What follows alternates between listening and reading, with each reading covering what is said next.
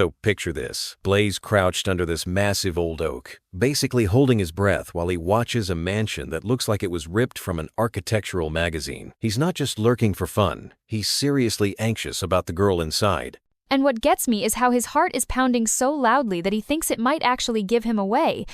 That detail made it so visceral for me. It's not just about being hidden in the dark. He's fighting this internal storm the whole time. Exactly, and every minute drags on for him. 23 minutes, 24, he's counting each second like it's a countdown to something catastrophic.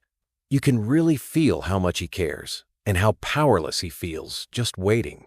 Yeah, and the setting almost feels like a character itself. The mansion is all steel and glass, super modern, but also cold and almost predatory. I kept thinking, it's not just Blaise versus his nerves, it's him against this whole world he doesn't belong in.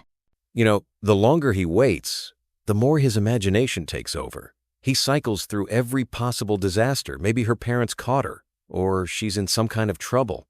It's almost painful to see all the scenarios his mind invents. Totally, Blaise is almost tormenting himself with these fears.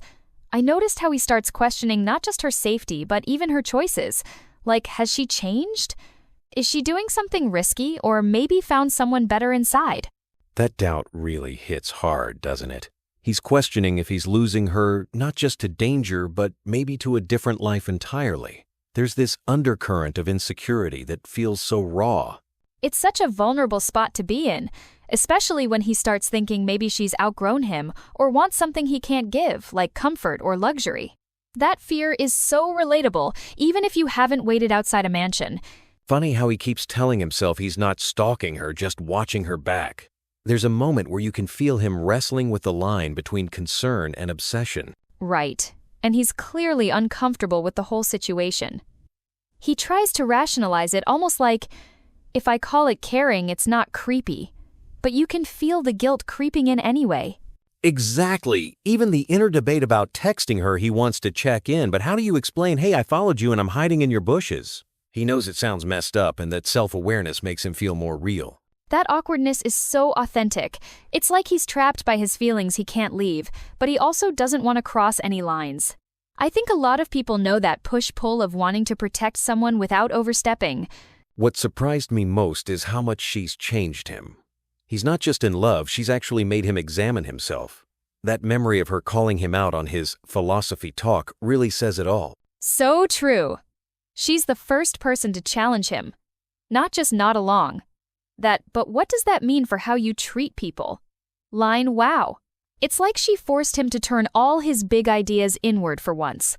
He doesn't want to become a different person for her, but a better version of himself. That's a subtle but important distinction.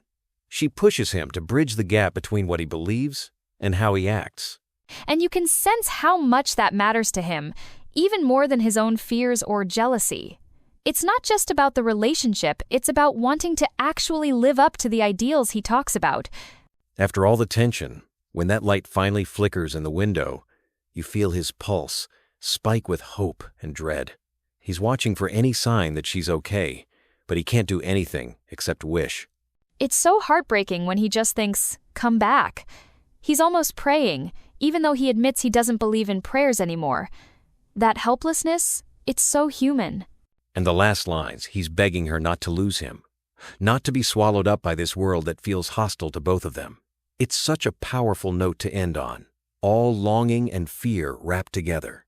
Yeah, that desperation really lingers.